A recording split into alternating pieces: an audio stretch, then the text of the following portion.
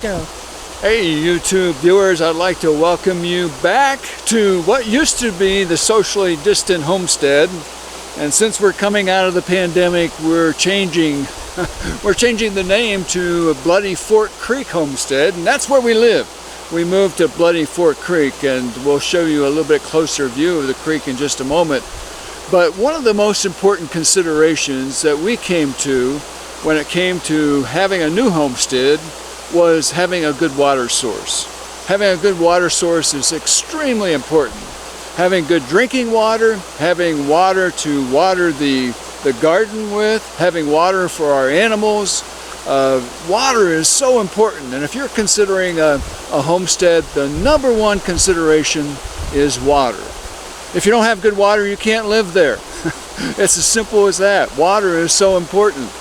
One of the basic needs of life is water, so it's important to have water. But I'll let my wife go ahead and pan down to our creek a little bit here.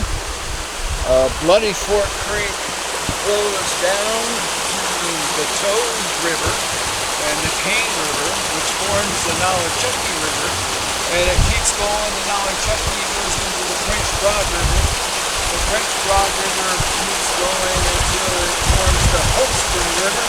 The Homestead River to the Tennessee River. The Tennessee River goes all the way to the New Orleans. So if I spit in the water, it ends up in New Orleans. It really shows you how important clean waterways are. Having clean water is the most important thing that we have. We're so dependent on it. And we are blessed to have a great water source here. But we're going to be having some future episodes of the Bloody Fork Creek Homestead. We're going to be looking at other things that are important to us here on the homestead. It's been an adventure for us, and I hope that you'll join us for future episodes.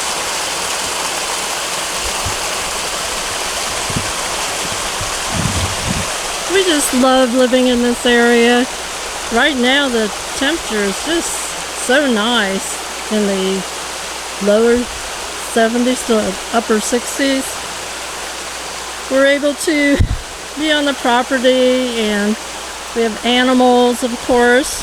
You've probably seen some of the goats and dogs that we have. We'll take you up. If you see, we're kind of it's been a rainy day, so you can't see the mountains as well today, but we'll give you other chances to see the mountains.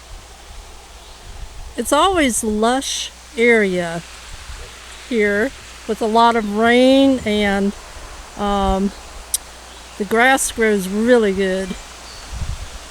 The house, when we first saw this house, it was so overgrown with weeds and all kinds of stuff that we had to work through that, cut it down, and now our garden, our kitchen garden, has been producing so much, but it's wanting to go to seed.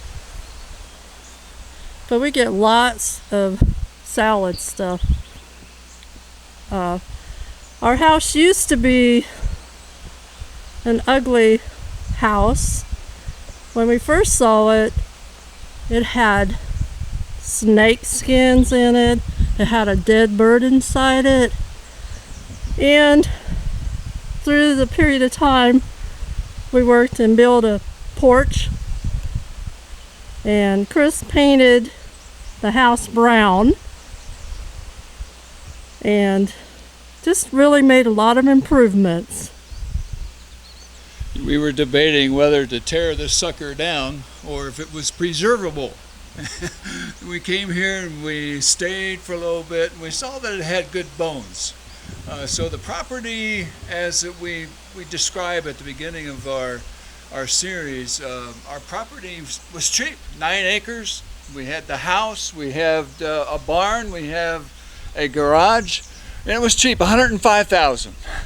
So I thought, well, even if we tear the house down and start over again, we're still going to come out ahead. But we were able to make a lot of improvements, and we'll show you some of those later. But it's been a great place, a nice homestead to start out, and we hope you'll continue with this as we look at different aspects of our homestead here.